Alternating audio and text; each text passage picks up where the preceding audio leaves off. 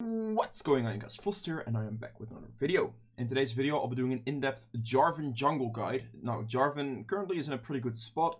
He has good early pressure. He can do a lot for his team in team fights. He's very supportive, tanky style, does a lot of damage at the same time. So, yeah, honestly, I would recommend you play him. He is quite easy to learn, apart from some combos, and yeah. Let's just get right into the runes. Now, the rune page on Jarvan is pretty straightforward. You want to start Conqueror. Conqueror is really the one because you're dueling people, especially if you're going for the Cinderhawk these days. Then you're going to be alive longer, so the Conqueror can easily stack up to get a lot of adaptive damage from it. And really, the other runes, there's no real other rune that would give you the same as Conqueror would. So it's really just extra healing, mostly the adaptive force you get from this, and yeah. Now going from there, it's Triumph. It's very, very easy for Jarvan to get 5 assists every single team fight, or 5 kill participation rather. You can get some kills as well, of course. Triumph just heals you for a lot of this, and this is going to save your life a lot, but also give you a good amount of extra gold, just because how easy it is to get assists on Jarvan. Just straight up throw a flag and you have 5 assists because you give your team a buff, and yeah, it's that easy. This is by far the best one here. Now for this one you have either Alacrity or the Tenacity. Tenacity against heavy CC comps, and just Alacrity for attack speed otherwise. So that's pretty straightforward there. And for the last one, it's up to you. Usually if you are going for, or if the enemy team is tankier and the fights are going to be longer, then Last Stand probably gives you more value. If the enemy team is squishier, however, then Coup de Grace gives you more value. So it's either one of those two. You have quite a lot of max HP, so Cut Down wouldn't be worth it, but Last Stand or Coup de Grace is worth in those situations. Now, for the secondary tree, it's pretty simple. You just want to get Sudden Impact and Relentless Hunter. This is pretty much like some extra damage for the early game. Your EQ lands, and it's going to do a good amount of damage, and then also your auto attack is going to do even more damage. Auto attacks from Jarvan, or at least the initial auto attack, already chunks somebody really heavily. So combine it with Sudden Impact for some extra damage is very nice. And then Relentless Hunter is for the move/roam speed, really. So you can run around the map faster, be at ganks, counter ganks, whatever. It's all just move speed on Jarvan. Get a good position to get a flag toss in, to maybe engage a team fight or something like that. The more distance you can close on Jarvan, the better, because it's really just all about getting in range for a flag toss combo. And then ulting the targets in place. Or, well, I mean, yeah, just locking them down, really. So getting the engage going, getting that move speed is really the essential part here. Now for this one, it's attack speed, just to help you with your jungle clear, also helping with the, like, just straight up getting more Conqueror stacks pretty quickly. So more attack speed is really good there. Also your flag gives you a lot of attack speed as well. So this in combination with your flag is going to give you a very, very healthy and very quick early clear, which allows you to put pressure on the map pretty quickly, and that's really what you want. Now you can go Adaptive Force, but I wouldn't recommend this, just simply because the more auto attacks you do, the better. It's for Conqueror stacks and also just jungle clear in general. Now here, you can go Adaptive Force if the enemy team has mono type of offense, meaning they are full AD or full AP. You can go double armor or double magic resist into that as well. If they're not, then you just build one Adaptive Force, some extra damage, meaning extra clear speed. And then here you can get a little bit of armor or a little bit of magic resist depending on the enemy team. So if you are facing AP, then, well, AP, let's say just AP junglers really, because you're fighting the enemy jungler the most likely. And if you're going for ganks, then you shouldn't be in a position where this would really matter. So it's really for those 1v1s. And yeah, so AP junglers, magic resist, 80, armor. That's it. So if you guys have questions on this rune page, make sure to put it in the comments below. I'll do my best to answer those questions for you. And I'm going to get right into the item build now. Alright, so for the item build, we have the start of a Hunter's Machete. Hunter's Machete is by far the best one to start on Jarvan. You are looking to do a quick clear to get your level 3 as soon as possible. You don't even need level 3 really, you can also do it with level 2, but you want to start ganking as soon as you can because you are very good at that. Not just ganking, but you can also go for invades if you want to. You just need to play aggressive early game with Jarvan. You need to make sure that you're putting the pressure on the map because you're really trying to put your team or give your team a good lead.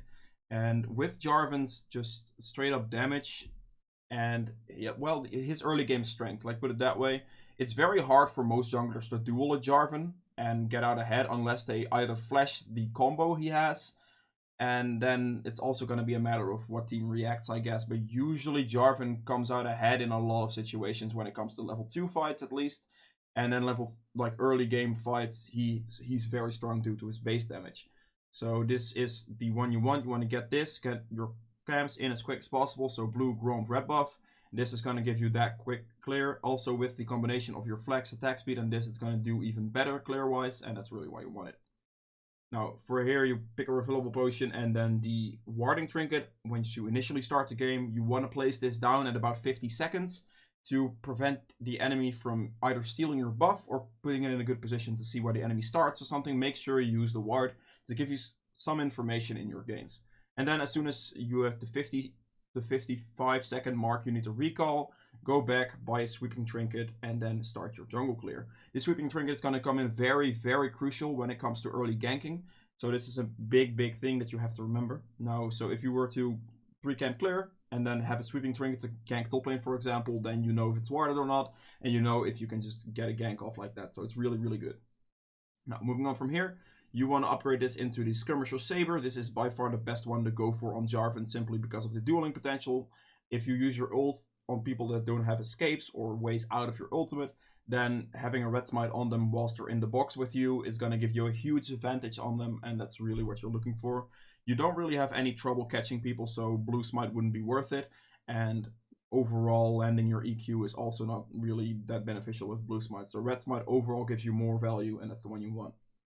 Now, as your jungle item, there are 2 options, but I would recommend one of them. Now, Cinderhawk is amazing on Jarvan, since if you land your EQ combo, you're going to get the extra damage from Cinderhawk as well. This is going to make you a lot more tanky, so you're going to be just more durable in fights. You can engage easier for a team without dying. And overall, this speeds up your jungle clear by a good amount as well, just from the simple amount of, from the good amount of burn damage that you have on the camps. So this is really the item that's actually just the best right now. However, if you are getting a lot of kills in the early game and you notice that your team needs the extra damage, then you're kind of forced to go warrior enchant. This will do more damage and this will allow you to, I suppose, win team fights for your team by just straight up bursting the enemies more.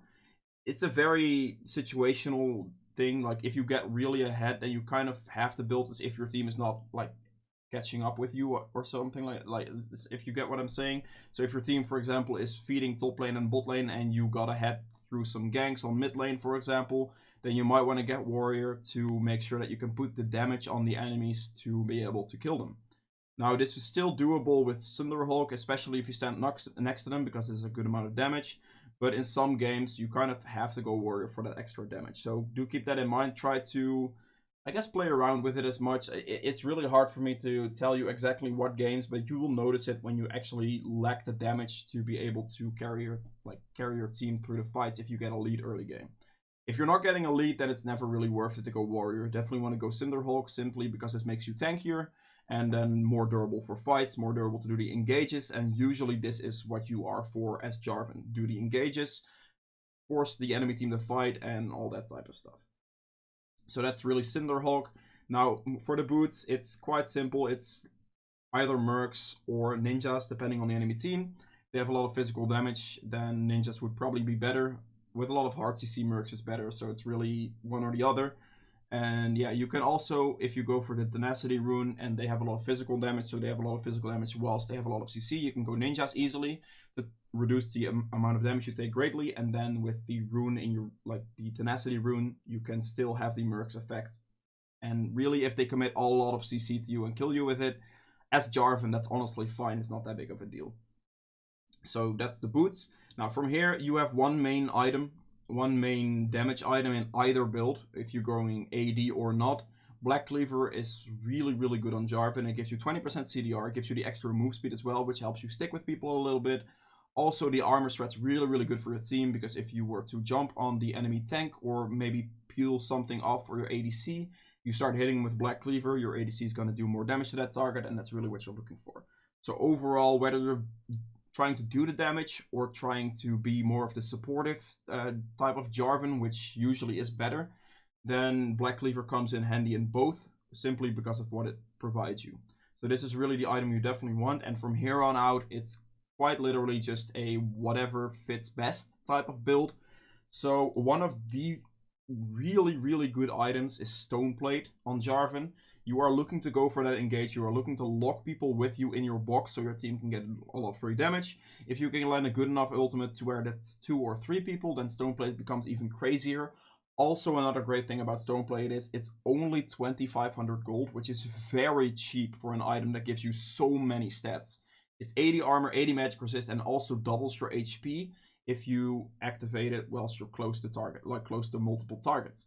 So this is going to make you extremely tanky, especially in the combination with Cinderhulk, because the max HP will go up like a massive amount. So this is amazing as an item, and this is the item I would recommend you if you are going for the Cinderhulk type of engage setup for your team. Then Stoneplate is definitely the one you want to get right after your Black Cleaver. Now, from here on out, for a supportive type, engage type Jarvan, items like Night Vow are amazing. Items like Randuin's would help a lot. Thornmail potentially. You can also go for the magic resist variants. Get a Locket to help your team with that. You can also, well, usually with the magic resist, you can still go afford to go Stoneplate. You have this. It's usually enough magic resist to help you against most teams, because if the enemy mage uses, for example, that burst damage on you and you pop Stoneplate into that, they would have wasted that if they have enough consistent damage. Then building a Locket after, for example, your Stoneplate will still give you plenty of magic resist to survive this, and you'll be fine. So this is a very supportive style Jarvan with, well, if you build these 4 items, for example, like not all of them, I guess, but if you build like 3 of these 4 items, you'll have 3 active items as well. So you kind of have to pay attention to that a little bit to see if you can actually play with it. If not, then build around that as well. Just try to play with it, really. So Stoneplate's really core. Then Night's Vow can really help your ADC or just anyone that's doing well on your team to help you support them.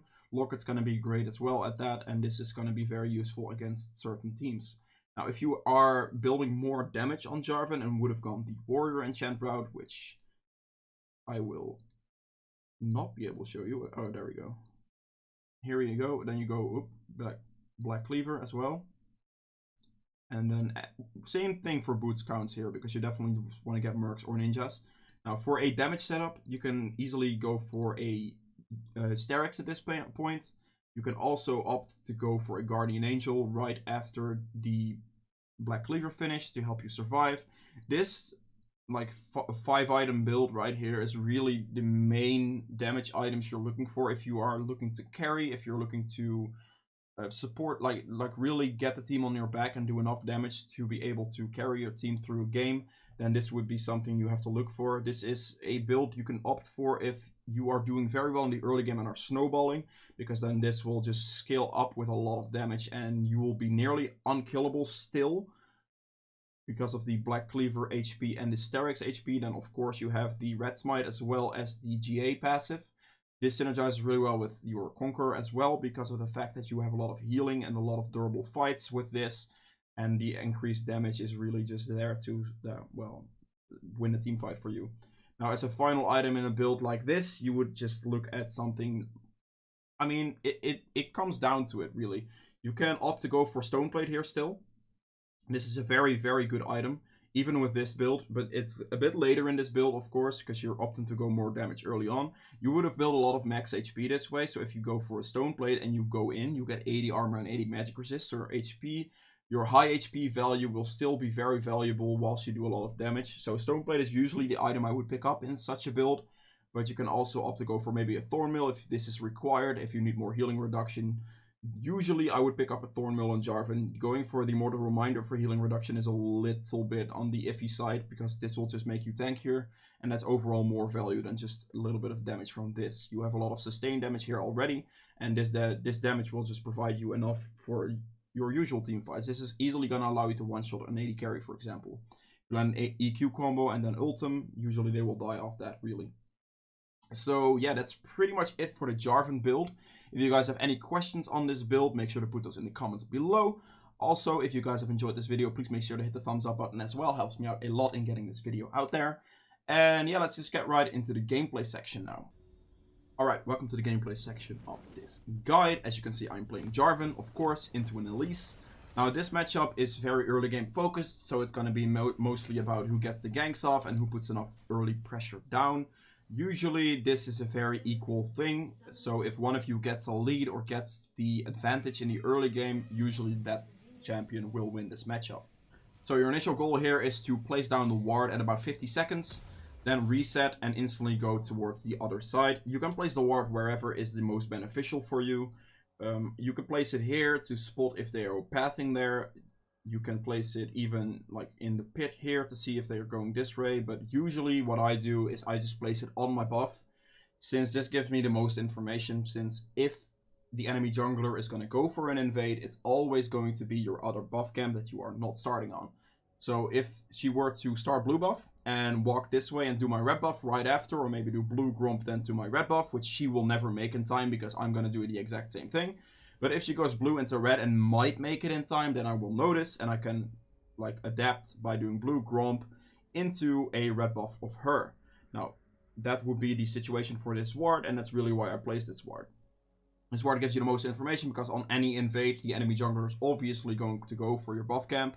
And if they are not, then they are pretty much trolling. So if they take your raptor camp and walk away, then I guess fair to them, I suppose. I don't know. So as Jarvan, you want to start with your E, since this gives you attack speed. Also to the people that are leashing, so this gives you just attack speed in general. So this is going to give you the fastest initial camp clear. As you can see, a lot of auto attacks really quickly, and then Kai'Sa does a lot of damage as well. Now here, even before my Gromp spawned, it already died, which is really good. Now it's mostly just killing the Gromp. I do not want to use my smite on this Gromp, simply because if something early game would happen, like an Elise would do my red on level 2 or invade me or whatever, I will still have my smite to be able to smite my buff. Smiting Gromp doesn't really do anything for you since, well, yeah, it just doesn't really do anything for you. So mostly, if you're going for this type of player, always keep your smite for the red buff, since it's just way better in general. Now this is where the sweeper comes in that you initially backed for. I run top lane after like clearing 3 camps, so I can easily go and look for this Aatrox. Now this Aatrox is in a fairly decent position for me to gank. The sweeper will tell me if it's warded or not. If it's warded, I'm just going to clear the ward. He's going to have to play back at that point, and I still would have accomplished my goal.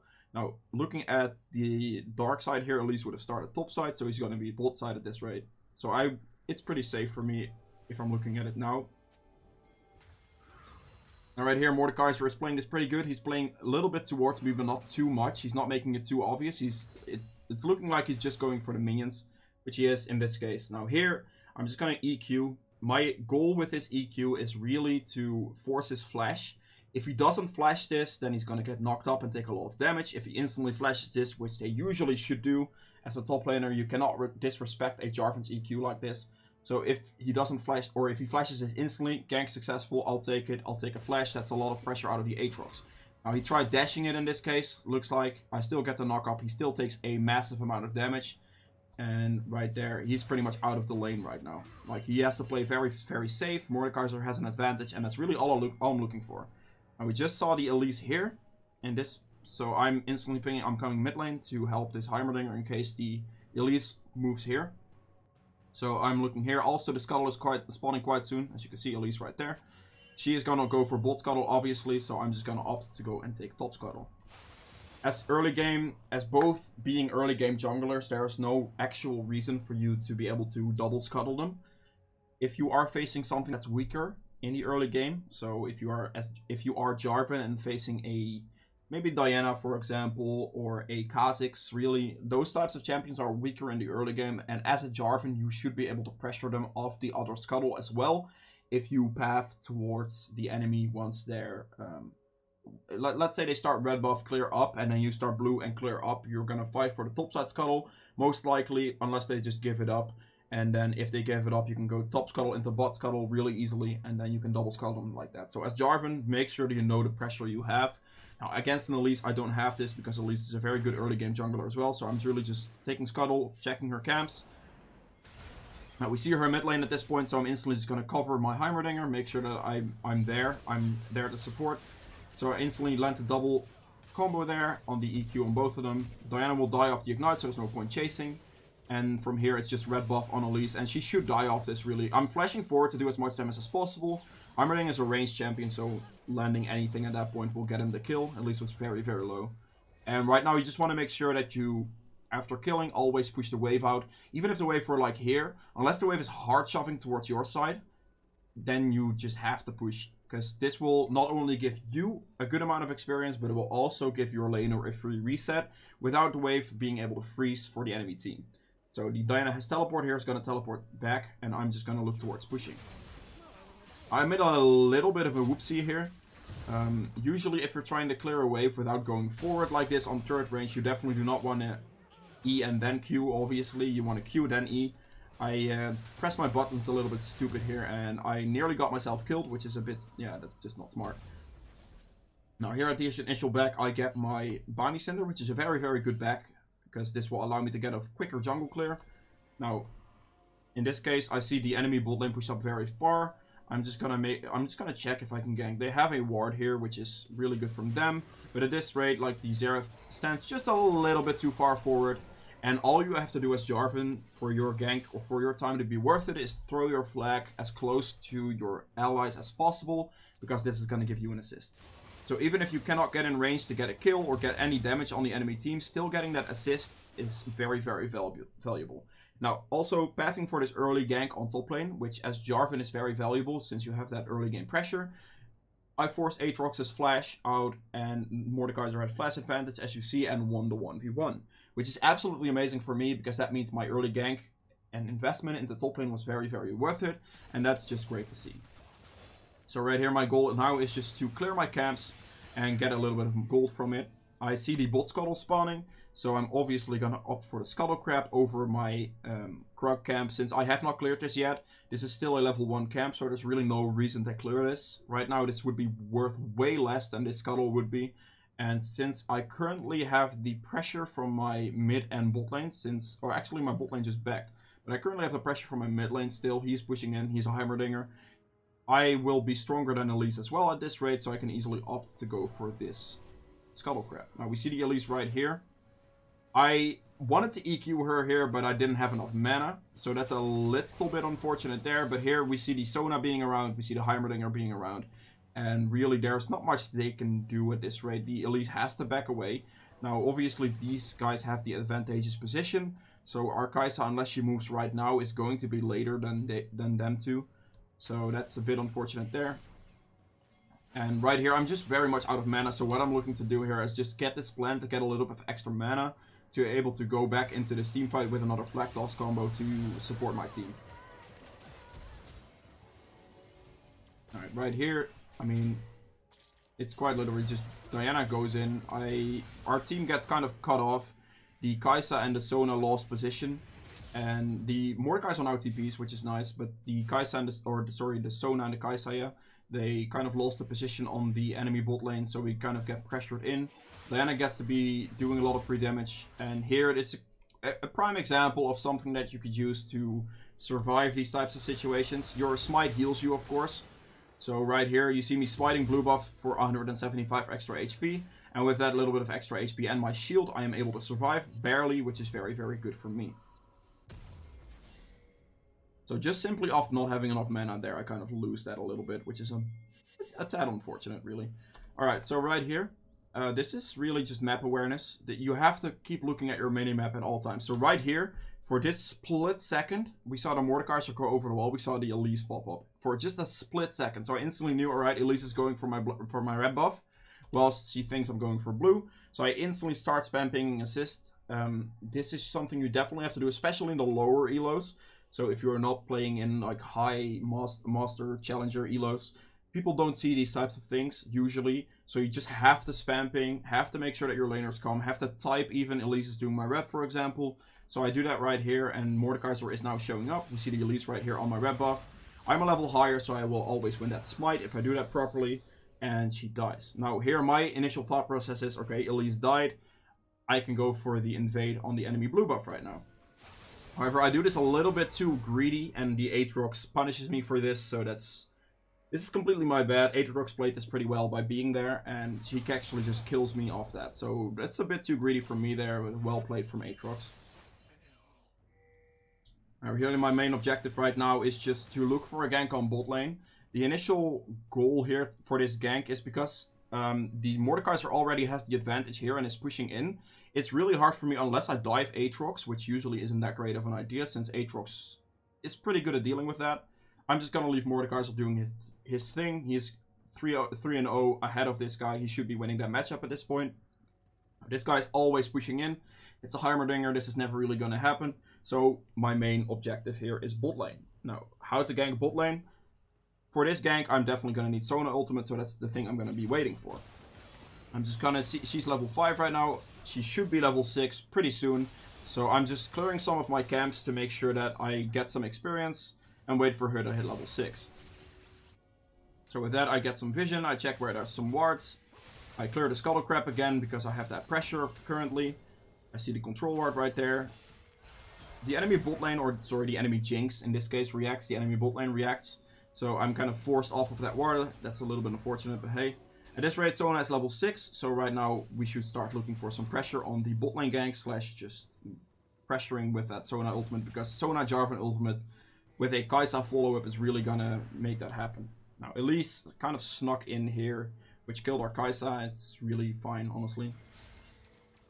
Looking for maybe a play on the mid lane. I'm currently not on vision, so I may be looking for an engage. At this rate, I do have quite a little bit of money, so I definitely want to spend that on my Cinderhawk, so I'm definitely looking towards backing if I don't get this. You don't want to be walking around with too much money. If you have like 1,000 gold, usually that's already enough money to start backing on. You don't really want to be walking around with much more than that because you will be losing too much power. So definitely start backing once you can complete items for sure. Now right here, we see the Elise on top lane, which is a very crucial thing. The moment you see the enemy jungler on the other side of the map, and for example Drake is up, you can easily opt to do that dragon, and there's nothing they can do about it. So they just have to give us this dragon. Mordekaiser still kills the Elise, which is really, really good for us as well. Now, moving on from here, I go back a bit. So right here, I'm doing dragon. Moving on from here, I figured that the Xerath, with the way they were walking, would be somewhere in this region.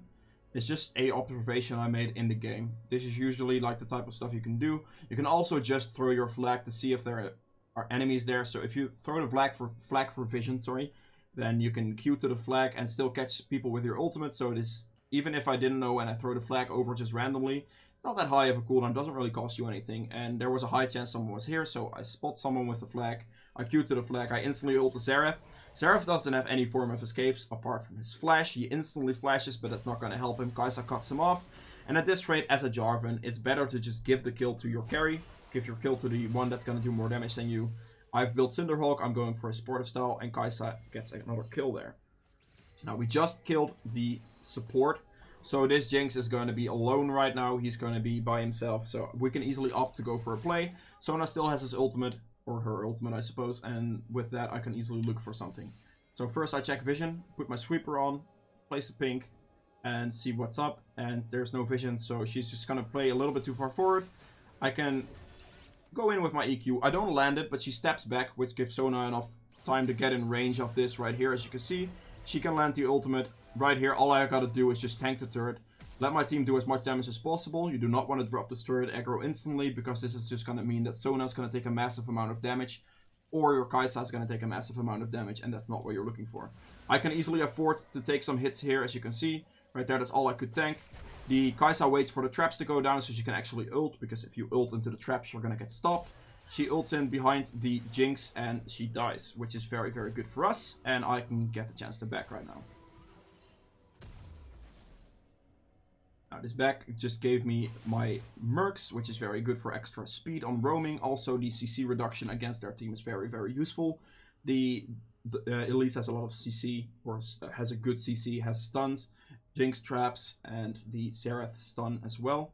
So this is going to allow me to easily engage. That's definitely why I want mercs. Also they are very AP heavy, which is still magic resist for mercs is nice. So Heimerdinger dies mid lane at this rate. We see the Diana being very low, so if she's obviously gonna try to push this really, because you definitely just, if she doesn't, then the wave is just not gonna be in that good of a spot. Also, she's probably just want to get some gold.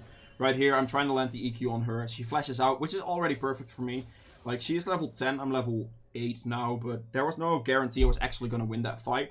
So it's really good that she just flashes away. I'll take it. I'm not going to overchase that. There's no point. And yeah. I'm just going to push out this wave. She stays for this, which is actually pretty decent for my Veigar. Or for my Heimerdinger, sorry. I'm going to go up for top Scuttle, because you definitely want to keep that pressure on Scuttle. If you get an advantage as Jarvan, you are very strong early game again. So keeping the pressure on those Scuttles is going to give you an increasing lead, really. So right here, just looking for the for some farm, really. There's not really anything I can go for currently. I'm just needing to clear my jungle camps to be able to like still stay very relevant towards my team, for my team.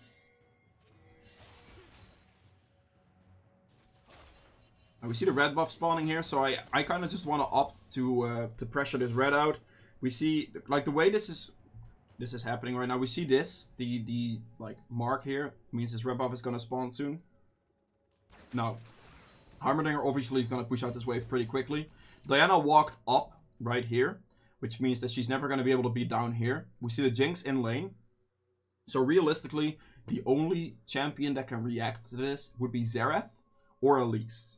Now, I don't know where Elise is currently, or I might know, but I haven't noticed in spectate mode right now. I don't know where Elise is currently, but this Xerath is going to react. And currently Xerath is just going to die to me pretty easily, since I just have a lot of base damage and he doesn't really do anything against me. The only thing here is my flag is of course here, so I can't EQ him right now. It's going to be a little bit of a longer cooldown, but all I have to do against this guy is get in ult range, because if you noticed earlier, the play right here, I forced this flash, so this guy doesn't have flash, he doesn't have any escapes, and he's just going to die as soon as he gets put into my box. He gets the CC on me there, which is easily countered by Mercs. I walk up, my bot lane engages on the Jinx since she's going to be alone. And right here, the Xerath is going to just walk this way, and I just cut him off. I can ult him right now if I would want to. I might keep it here actually, because I don't necessarily need to use it. I can use it here on Elise to walk her in. Now the only unfortunate part is the Aatrox TP's in behind us. The Mordekaiser doesn't have teleport, so this is going to be an awkward fight for us. And right here, we don't get enough damage. Kai'Sa gets killed really, and the Diana comes in as well. So this fight turns out pretty badly for us. I'm trying to go in on the Aatrox here to potentially have Heimerdinger do enough damage to where the Aatrox can still die. It might have been better played to just walk out, but yeah.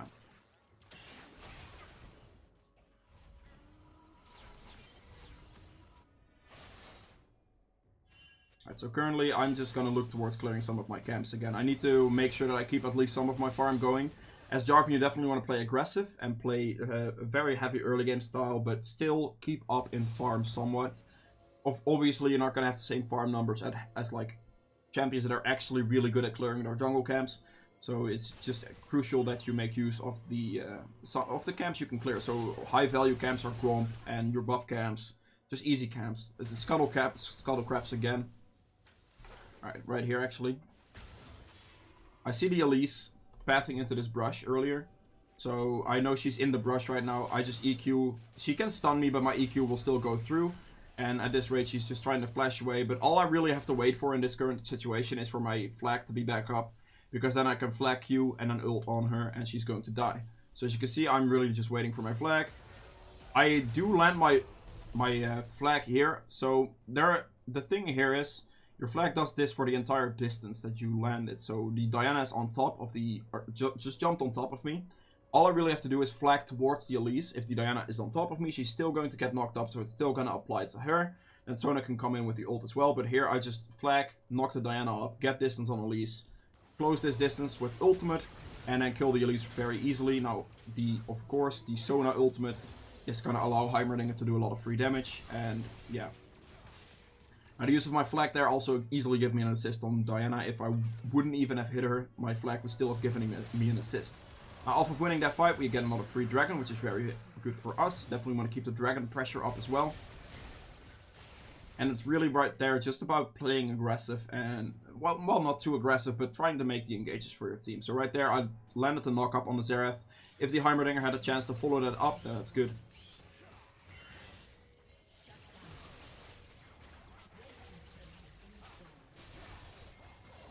Just some clamp clearing. I'm very close to getting a Black Cleaver right now, so I'm pretty sure I'm just farming for that at this point. Oh. So taking the plant for some healing, figuring they might be on Herald. Elise, however, is standing in this brush. Always keep that eye on that. I see the Heimerdinger get engaged on here. He stuns the Elise. I get onto the Elise as well with the damage there, and the Elise just dies. This is good for us because this now means we can get the Herald for free and put the objective control there. Now obviously with Mordekaiser being in bot lane and without having teleport, if the enemy team responds to this like they are going to right now, they will initially have like a pretty good chance of like contesting us for this. Even they might not get this just simply because I'm alive and Elise is dead. They can still contest the fight here and have a good chance of winning. Now, noticing this, I'm initially just trying to clear the Rift Herald. And with Heimer turrets, we are pretty safe in the box right now. They have to hard commit to this. So all I'm doing right here is I'm going to go for the engage. Now, obviously you can see I'm missing some range, right? Now, one of the tricks on Jarvan is you can EQ then flash to extend the knock-up duration of your Q, or like the knock-up range of your Q. Or not your specifically your Q, but the combo in general. So right here, you can see me use it. The timing here is pretty crucial. You want to flash right as you're about to connect with your flag, really. Like right there, you see me connect with my flag. Just at that very moment, you instantly want to flash to extend the duration. So as you can see me flash right here, I flash and get the knock up from all the way down here to the Jinx right here. This is something people will not expect. They will, like, you can see her have a flash up, but she figured, well, I'm just gonna flash maybe Jarvan ultimate, but she knows that was down probably because, well, I used it on Elise. So the very high surprise factor and something that will catch this off guard very, very easily is going to be the EQ flash combo. So again, right as you're about to hit the flag, flash, you're gonna get the extended range as you can see me get right here. I knock out both Xerath and the Jinx, which is very good. Also, getting this CC will allow Kai'Sa to get her ultimate, because she can ult off of CC. So she can instantly start ulting towards this Jinx right now, which I'm fairly sure she should do in a second here. Alright, upgrade ults right there. As you can see, picks up the Xerath and then the Jinx, just simply off of a simple EQ combo that gives the CC, whilst also giving Kai'Sa the range to engage. Instantly use the Herald, because we just killed 3 targets, or 3 targets died. The Mordekaiser killed the Diana on bot lane, so this Herald is going to be high value right now. Definitely want to use that really quickly. So this Herald is going to allow us to pretty much get 2 turrets and get the Herald bounce on the last one as well, since they will not be able to contest the bounce. However, we do not want to overextend this, because then we would commit to a next fight and we have a lot of gold and cooldowns.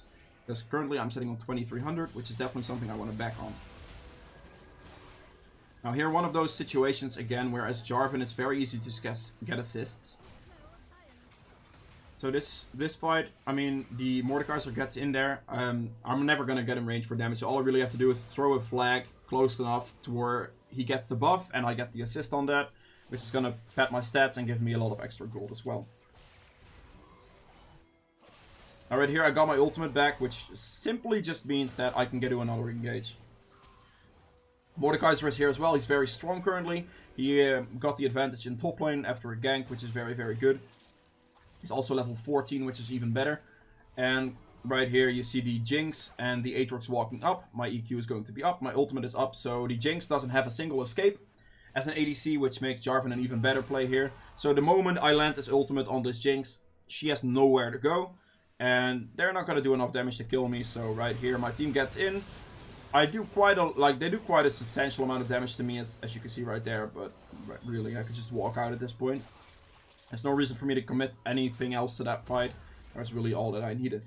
Now right here I have the Black Cleaver and then I pick up a stopwatch. The stopwatch is a very valuable buy because you can, especially against a team like this, the like mobility lacking bot lane they have. If I get an ultimate on either one of those and then for example stopwatch, then I can keep him in the box without taking damage at all, and that's really, really good there. Now here playing for the next objective pretty soon. Drake's gonna be spawning shortly, so definitely want to look towards picking that up. Now the Sona and the Mordekaiser get really too greedy, because like this guy had a lot of gold and was still on the map, which is a crucial mistake. Even though he was ahead, he just gave a lot of gold to the enemy Elise, which is definitely not beneficial, so definitely if you have the gold, back for it. Now with this, the playstyle this build has, it's really about playing around your team, playing around your carries, your Kai'Sa, your Heimerdinger, and Mordek in this case. I'm just going to be the supportive tank. And that's really what my team needed in this case, because we have a lot of damage. So it's really just that.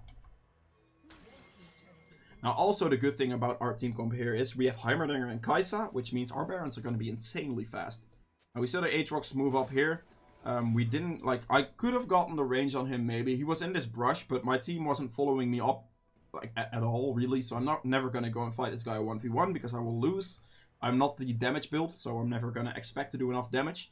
I also don't have healing reduction on my kit right now, so this Aatrox would out-heal me easily, and that would not be good. So Diana teleports in right here. The Sona lands a really nice ultimate. I land my EQ there, and I land my ultimate on both of them. I keep Aatrox in the box, and he's not going to be able to do anything and go anywhere. Alright, here with the quick Baron we have from the Kai'Sa and the Heimerdinger, we can easily force this Baron. It's really hard for the enemy team to walk up at this point. They don't really have any form of engage, and they would have to hard commit to this. I'm the same level as Elise, so if she were to get in range for Baron, that would be pretty bad for me, because she has a better smite value than me, simply because of her Q-smite combination. So right here, I just get the Baron, because the Elise was not able to get in range, which is really, really good for us. And from here, we can push in the mid-wave still.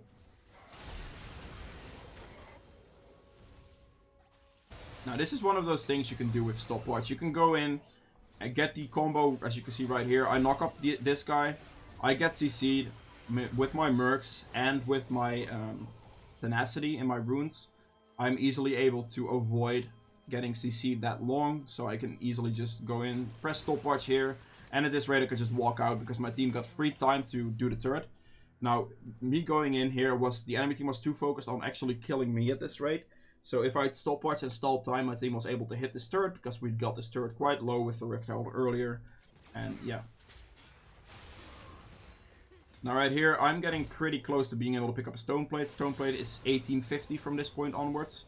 So as you can see, I'm very, very close. And it's going to be a massive power spike for me, because this just allows me to just jump in whenever I want. I will have a lot of additional armor and magic resist, and the Stone Plate effect as well. So what we want to do right now is we want to pressure mid lane in. They do have pretty decent wave clear in the form they just have decent wave clear in general, like they can clear. However, if we just use the fact that Mordekaiser can push top lane in as well, no one is going to be able to contest him. And if we just play it a little bit on the safe side, then we can easily get a few turrets with this Baron, get like some inhibs going.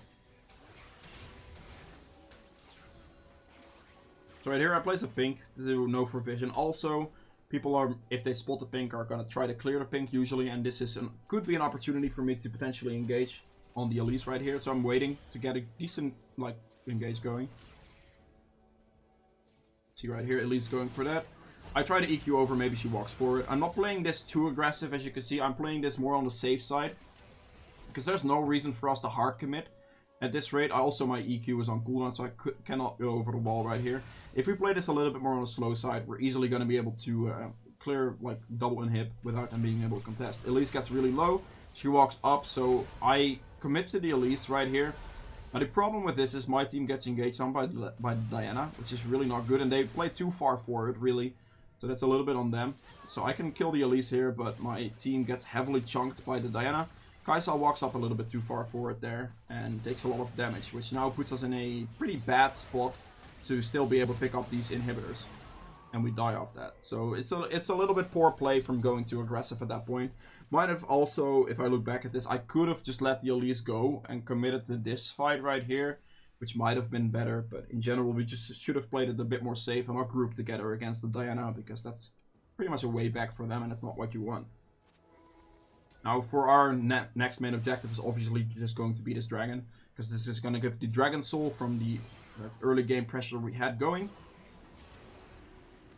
Now the only problem with this current situation is that they are going to contest us for the dragon, obviously, because it's going to be a dragon soul and nobody wants to give away a dragon soul. So it's going to be pretty much a 50-50. It's a very, like, my team is heavily hitting Drake as well, so they're very much focused on getting me to like 50-50 smite this Drake, and also amongst all of the other damage that's going on. You see a lot of damage came in there, and the enemy team actually sadly picks up the dragon, which there's not much you can do about this. So all I can do right now is, with the way you see me use this right now, so barring the fact that dragon's gone right here, is just wait for the dragon to come in. And if he comes in, then I can just EQ over, maybe she walks forward, and then Teamfight still goes on. So we see this right here. I'm very, very healthy. I'm not too worried about myself. I'm very tanky. I have Stone Plate, as you can see. I have 192 armor and 170 magic resist. And I can not activate it yet, but I can activate it pretty soon to get the additional HP as well. So I'm currently, as you can see, positioning myself to zone off the enemy Jinx. So the enemy ADC has to back away. This allows my Kai'Sa, or like the backline of my team, to be able to deal with the enemy's Diana a little bit easier. So right here, really closely watch the positioning, the way you want to play these fights. So first off, I zone these two. They are forced to walk back. If they hit me, that's fine. They don't do too much damage to me at this point. The Mordekaiser right here is in a position against this guy in Zonia, so there's not much I can do. And at this rate, the Kai'Sa walks away, which instantly gives me the opportunity to lock the Diana in a box. If she has E, she can get out, but she recently just used that like initially there. And there's a decent chance that she will not just straight up E, because that's still suicide since the rest of her abilities are on cooldown. So she E's out towards the turret right here to try to get out of my box, but this box also prevents the enemy team, or the enemy Aatrox, from getting towards my Kai'Sa. So box placement is very, very good here. The Kai'Sa is in a very safe position right now, pretty much allowing her to deal some free damage and without like actually getting engaged on. So at this rate, they are very, very split up, and the Xerath dies, and right here, I'm just going to go in. Again, same thing. The Aatrox goes over, so I just EQ onto the Jinx. The EQ lands on him as well, knocks him up, which allows Kai'Sa and Mordekaiser to kill this guy for free. And I have Red Smite and everything up for the Jinx, so she's never actually going to be able to kill me. And yeah, we got the kill on them all.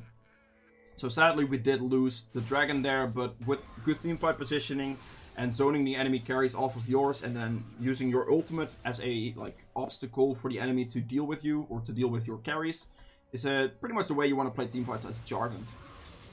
Or as tank Jarvan, at least.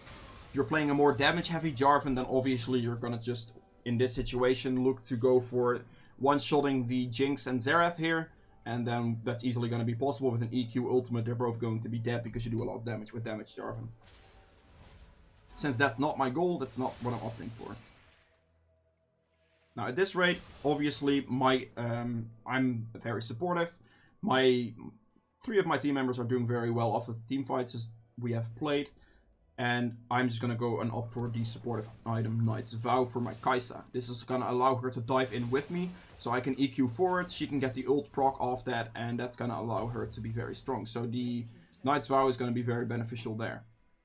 Now we have the extra damage on Baron, since we have Kai'Sa and Heimer, so we can easily just start that, no problem. We see down at bot lane, but this is no problem. They will never be able to respond to such a quick Baron. Elise tries to go in for the steal, which usually people do, junglers do, because if they get it, then it's really good, and it's their only way to get back into this game, potentially. And we really just have to go in and end the game right now. So as you can see right here, with how tanky I am, and with the Kai'Sa follow-up, I'm just going to look for the first best engage I can get. It doesn't matter if I tank the turret, because even if I were to die, it doesn't matter at all if I can get the fight going, if I can get an advantage. So right here, we instantly kill the Jinx, which is very good, and I'm currently keeping in turret range on purpose. You want to make sure that if you are diving and you are the tank or the tankier champion, that you tank for your carries. So I'm not walking out of turret range here. I'm just going to keep the turret range on me, as you can see. So the entire duration turret's on me, and the Kai'Sa will not take extra damage from that turret, because a turret shot on her does way more damage, as you saw, than a turret shot would deal on me. And that's really the way you want to play that. Now right here we just end the game. And that's really it. So going from a very early game heavy pressure style when it comes to being good at ganking and keeping the Scuttle Crab control up alongside Dragon control, this is really how games are usually going to turn out. You play a very supportive Jarvan, so playing around your carries, playing towards saving them in team fights or doing the engage for your team is all you're looking for. If you are playing damage Jarvan and getting kills early game, then again, early game still important, objective control still important, but your team fight is going to go around hard engaging the enemy squishies and just getting them out of the fight. So yeah, that's pretty much it for Jarvan. If you guys have enjoyed this video, please make sure to hit the thumbs up button, helps me out a lot. If you want to see more videos from me in the future, hit the subscribe button as well. And yeah, see you guys in the next video. Bye!